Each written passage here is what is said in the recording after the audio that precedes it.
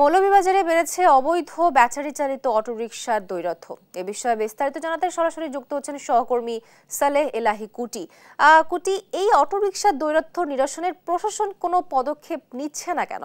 কি আছে আপনার কাছে সর্বশেষ জানাবেন।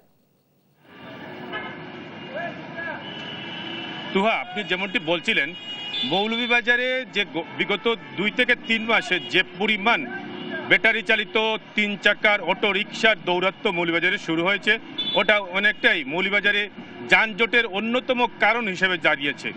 আপনাকে একটি বিষয় জানাতে চাই যে এই মৌলভীবাজার জেলা হচ্ছে পর্যটন জেলা। এই জেলায় বিভিন্ন জায়গা থেকে লোকজন আসেন পর্যটনের মৌলভীবাজারে ঘোরার জন্য, কিন্তু এই ব্যাটারি চালিত রিকশার কারণে মৌলভীবাজারে যে অনেকটাই সমস্যার সম্মুখীন হচ্ছেন। আমি আপনাকে দেখাতে চাই যে বিগত 2 থেকে 3 মাসে মৌলভীবাজারে অটো রিকশা যে পরিমাণ বৃদ্ধি পেয়েছে, মানে কয়েক হাজার, এটা প্রশাসনের কাছে কোনো এটার হিসেব নেই।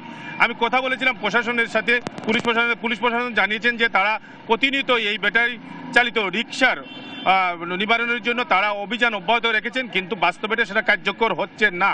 এখানে একটি বিষয় জানেন আপনি যে একটি আদালতে একটি মামলা রয়েছে, সেই মামলাটা স্থগিতাদেশ থাকার কারণে সেটা এখন পর্যন্ত অটোরিকশার ব্যাপারে কোনো কার্যত পদক্ষেপ নেওয়া হচ্ছে। তবে মৌলভীবাজারের প্রশাসনের পক্ষ থেকে অটোরিকশার অনেকটাই ধরা হচ্ছে, যে অবৈধ অটোরিকশা ধরা হচ্ছে এবং সেগুলোর বিরুদ্ধে আইনানুগ ব্যবস্থা করা হচ্ছে, সেই ব্যবস্থা চলছে। আমি কথা বলেছিলাম অনেক সাধারণ মানুষের সাথে, তারা আমাকে জানিয়েছেন যে অটোরিকশা হঠাৎ ঘুরে যায়, যার কারণে মানুষের অনেকটা দুর্ঘটনা ঘটে। এছাড়া একটি বিষয় যেটি হচ্ছে যে অটো রিকশার যে পরিমাণ ভাড়া, সাধারণ মানুষের এটা বহন করা অনেকটাই দুর্বিষহ হয়ে পড়েছে এবং অত্যন্ত জুলুম নির্যাতন করে তারা এই ভাড়া আদায় করছে বলে আমাকে জানিয়েছেন। এই ছিল মৌলভীবাজারের অটো রিকশার নিয়ে সর্বশেষ খবর। কুটি, আপনাকে ধন্যবাদ। মৌলভীবাজারে অটোরিকশার দৈরথ্য সম্বন্ধে জানাচ্ছিলেন আমাদের সহকর্মী সালেহ এলাহি কুটি।